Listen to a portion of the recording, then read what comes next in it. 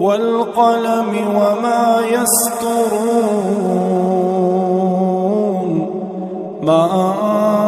أنت بنعمة ربك بمجنون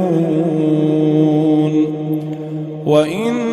لك لأجرا غير ممنون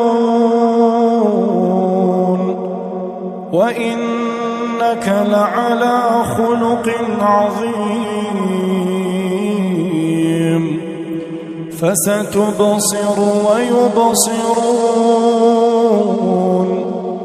بأيكم المفتون إن ربك هو أعلم بمن ضل عن سبيله وهو أعلم بالمهتدين فلا تطع المكذبين ودوا لو تدهن فيدهنون ولا تطع كل حلاف مهين هماز مشاء بنميم مناع للخير معتد أثيم عتل بعد ذلك زنيم أن كان ذا مال وبنين إذا تتلى عليه آياتنا قال أساطير الأولين سنسمه على الخرطوم إنا بلوناهم كما بلونا أصحاب الجنة إذ أقسموا ليصرمنها مصبحين ولا يستثنون فطاف عليها طائف من ربك وهم نائمون فأصبحت كالصريم فتنادوا مصبحين أن اغدوا على حرثكم إن كنتم صارمين فانطلقوا وهم يتخافتون ألا يدخلنها اليوم عليكم مسكين وغدوا على حرد قادرين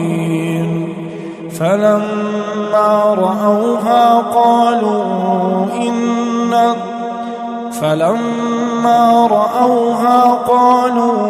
إنا لضالون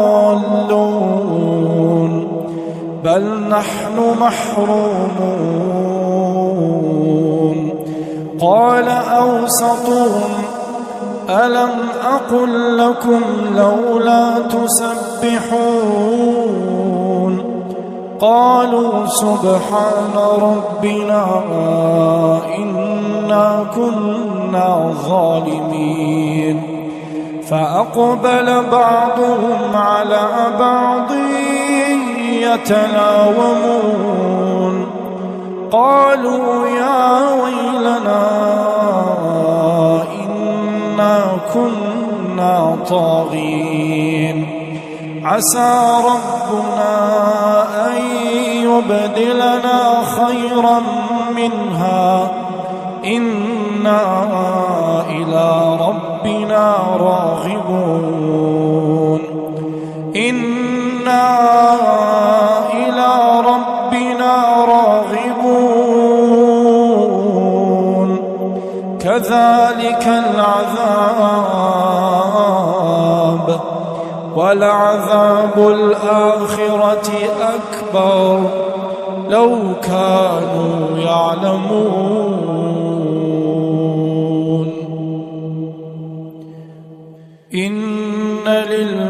للمتقين عند ربهم جنات النعيم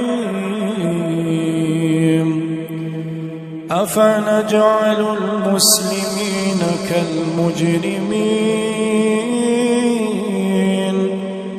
ما لكم كيف تحكمون أم لكم كتاب فيه تدرسون إن لكم فيه لما تخيرون أم لكم أيمان علينا بالغة إلى يوم القيامة إن لكم لما تحكمون سلهم أيهم بذلك زعيم أم لهم شركاء فليأتوا بشركائهم إن كانوا صادقين يوم يكشف عن ساق ويدعون إلى السجود يوم يكشف عن ساق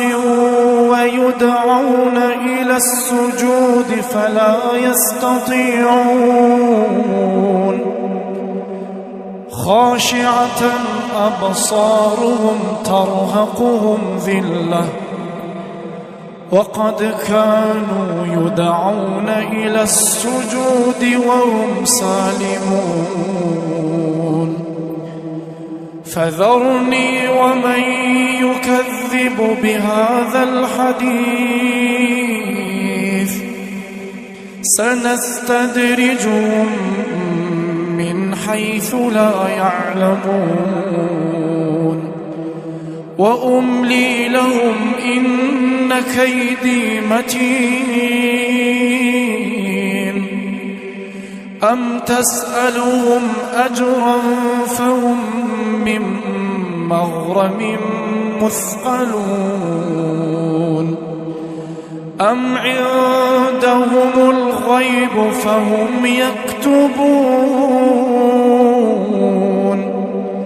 فاصبر لحكم ربك ولا تكن كصاحب الحوت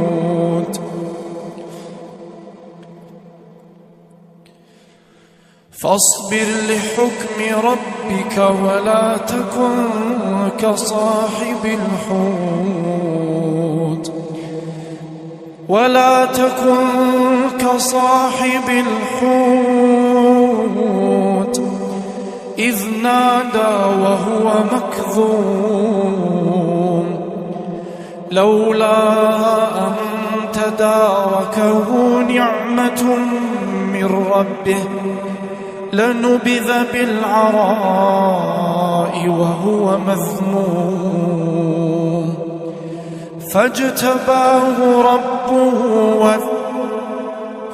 فاجتباه ربه فجعله من الصالحين وإن